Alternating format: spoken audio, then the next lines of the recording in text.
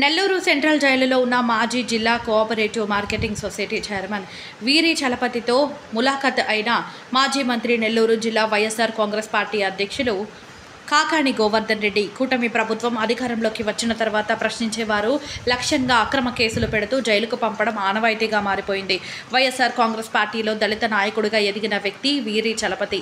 కష్టపడి పనిచేసే తత్వం, నాయకుడి వ్యక్తిత్వం కలిగిన వీరి చలపతిపై కూటమి నేతలు అన్యాయంగా కేసు పెట్టడం దారుణమని, చెయ్యని తప్పుకు శిక్ష అనుభవిస్తున్న వీరి చలపతి జైల్లో ధైర్యంగా ఉన్నాడని కోవూరు నియోజకవర్గంలోని ప్రధాన నాయకులతో పాటు మాజీ మంత్రి ప్రసన్నకుమార్ రెడ్డి కేసులో ముద్దాయిగా చేర్చడం హేమైన చర్య.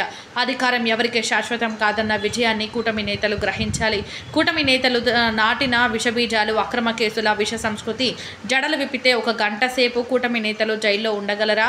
నెల రోజులుగా వీరి చలపతి చేయని తప్పుకు జైలు జీవితాన్ని అనుభవిస్తున్నాడు. చంద్రబాబు పాలనను ప్రజలు చిదరించుకుంటున్నారు అని తెలిపారు. జిల్లాలో కోఆపరేటివ్ మార్కెటింగ్ సొసైటీ అధ్యక్షుడిగా జగన్మోహన్ రెడ్డి గారి ప్రభుత్వంలో పనిచేసినటువంటి వాడు వీరి చలపతి. అనేక పదవులు నిర్వహించినటువంటి వాడు. జడ్పీటీసీ సభ్యుడిగా ఉన్నాడు, జిల్లా కోఆపరేటివ్ మార్కెటింగ్ సొసైటీ అధ్యక్షుడిగా పనిచేశాడు. ఎక్కడ పనిచేసినా కష్టపడి పనిచేసేటువంటి మనస్తత్వం, నాయకత్వ లక్షణాలు కలిగినటువంటి వాడు.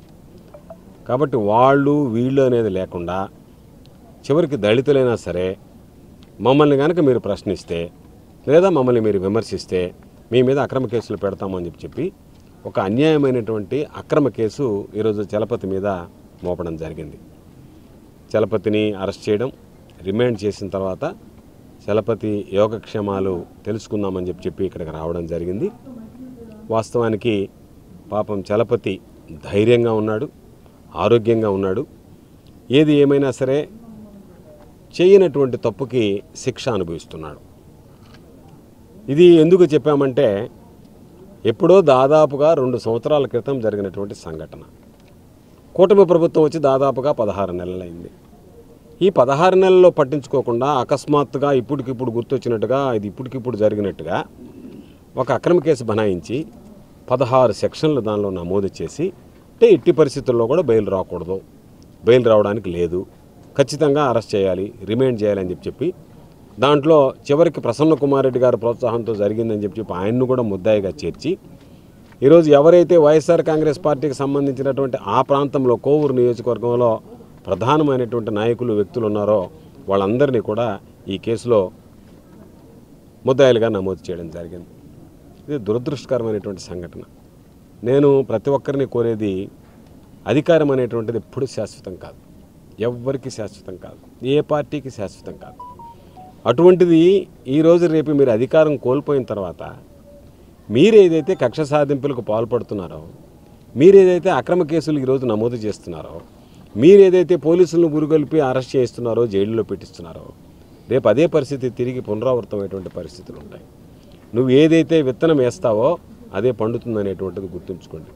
ఈరోజు మీరు నాటినటువంటి ఈ విషబీజం, ఈ విష సంస్కృతి రేపు జడలు విప్పితే దానికి సంబంధించి నేను మిమ్మల్ని అడిగేది, 1 గంట సేపు మీరు జైల్లో ఉండగలరా? 1 గంట సేపు. 1 నెల ఉన్నాడు ఇప్పటికి చలపతి, దాదాపుగా నెల రోజులు పూర్తయ్యాయి. రేపు ఇదే పరిస్థితుల్లో మీరు చేసినటువంటి దాడుల మీదనో, మీరు చేసినటువంటి అక్రమాల మీదనో, లేదా ఈరోజు మీరు చెప్పినట్టుగా ఎటువంటి అక్రమం చేయకుండానే మీరు కేసు పెట్టేటువంటి విధానాన్ని ఒకసారి పరిశీలిస్తే, అటువంటి కేసులు, అటువంటి పరిస్థితులు పునరావృతమైతే 1 గంట మీరు జైల్లో ఉండగలరా? గంట జైల్లో గడపడానికి మీరు సిద్ధపడతారా? ఆలోచన చేయండి. కాబట్టి అధికారం ఎవ్వరికీ శాశ్వతం కాదు. ఇది కేవలం అధికారం అనేటువంటిది ప్రజలు 5 ఏళ్లకు ఒకసారి ఇస్తారు. ప్రజలు ఈరోజు ఈసడించుకుంటున్నారు ఈ ప్రభుత్వాన్ని, చంద్రబాబు నాయుడు కూటమి పాలనని. కాబట్టి ఇటువంటి నేపథ్యంలో చలపతి లాంటి వ్యక్తులను అరెస్ట్ చేసి లోపల వేసినా సరే, చలపతి రేపు బయటకు వచ్చినా సరే మా యాక్టివిటీ అనేటువంటిది ఆగదు. మా ప్రధానమైనటువంటి లక్ష్యం ఈ ప్రభుత్వం ఏదైతే హామీలు ఇచ్చిందో, లేదా ఈ ప్రభుత్వం ఏదైతే ప్రజా వ్యతిరేక విధానాలను అవలంబిస్తుందో, ఈ ప్రభుత్వం ఎక్కడైతే ప్రజలను ఇబ్బందులకు గురి చేస్తుందో వాటి మీద మా గళం విప్పుతాం, ప్రశ్నిస్తాం, విమర్శిస్తాం, మాట్లాడతాం, నిలదీస్తాం, మీ మీద ఒత్తిడి పెంచుతాం. మీ మెడలు వంచైనా సరే ఇచ్చినటువంటి హామీని నిలబెట్టుకోవాలని చెప్పి మేము పోరాటాలు చేస్తాం. కాబట్టి వాటిలో ఎక్కడ వెనక తగ్గేది ఉండదు. అందుకని ఈ అరెస్టులు కానీ, ఈ జైళ్ళు కానీ ఇవేవి కూడా మమ్మల్ని ఆపలేవు. ఈరోజు న్యాయస్థానాన్ని ఆశ్రయించాం. ఈరోజు చలపతికి సంబంధించినటువంటి దాని మీద వాదనలు పూర్తయ్యాయి. బహుశా చలపతికి ఊరట లభిస్తుందని చెప్పి జిల్లా కోర్టులో మేము ఆశిస్తున్నాం. తప్పనిసరిగా రాబోయేటువంటి రోజుల్లో మేము అందరం కూడా కోరుకునేది వైఎస్ఆర్ కాంగ్రెస్ పార్టీకి సంబంధించి ఏ నాయకుడిని, ఏ కార్యకర్తని, ఏ సానుభూతి పరుణ్ణి మీరు ఈ విధంగా కక్ష సాధింపులకు పాల్పడి అరెస్టులు చేస్తే, జైలులో పెడితే అందరం సమిష్టిగా పోరాడతాం. అందరం ఒకే కుటుంబంలాగా వ్యవహరిస్తాం. ఎవరిని మీరు వైఎస్ఆర్ కాంగ్రెస్ పార్టీ నుంచి తీసుకువెళ్ళినా మా కుటుంబ సభ్యుడిని తీసుకువెళ్ళినట్టుగా భావిస్తాం. ఈరోజు చలపతి ధైర్యంగా ఉన్నా అందరూ ఆలోచించాల్సింది ఆ కుటుంబ నేపథ్యం. పాపం పిల్లలు ఎంత మానసిక ఒత్తిడికి గురవుతారో, చదువుకునేటువంటి బిడ్డ. ఇటువంటి వాళ్ళు ఏ విధంగా పాపం మానసికంగా క్షోభపడతారు, ఆ కుటుంబం ఎంత బాధ అనుభవిస్తుందని ఒకసారి ఆలోచన చేయండి. మరలా చెప్తున్నాం, ఈ ప్రభుత్వం మారిన వెంటనే ఇప్పటికే డిజిటల్ బుక్ కూడా ఓపెన్ అయింది. డిజిటల్ బుక్లో అన్నీ నమోదు చేస్తున్నాం. రేపు డిజిటల్ బుక్లో మీరు చేసినటువంటి పాపాలన్నీ శాపాలుగా వెంటాడేటువంటి పరిస్థితి ఏర్పడుతుంది. దానికి భారీ మూల్యం చెల్లించుకోవాల్సినటువంటి పరిస్థితి ఏర్పడుతుంది. నేను అధికారులు కూడా కోరేది, అధికారం శాశ్వతం కాదు. అధికార పార్టీ నాయకులు మీరు వంతపాడితే రేపు రాబోయేటువంటి రోజుల్లో మీరు ఇబ్బందులు గురైతే, ఈరోజు చలపతి ఏ విధంగా ఇబ్బంది పడుతున్నాడో రేపు మీ కుటుంబాలు కూడా గోడుగోడు అనేటువంటి పరిస్థితి ఏర్పడుతుంది. కాబట్టి అటువంటి పరిస్థితి తెచ్చుకోవద్దు. ఎవ్వరూ ఆపలేరు. ఖచ్చితంగా మీరు ఇబ్బంది పడతారు. ఇబ్బంది పడడం ఖాయం. మీరు చేసేటువంటి యాక్షన్ బట్టి ఆ రియాక్షన్ అదే స్థాయిలో ఉంటాయనేటువంటిది గుర్తుంచుకోండి.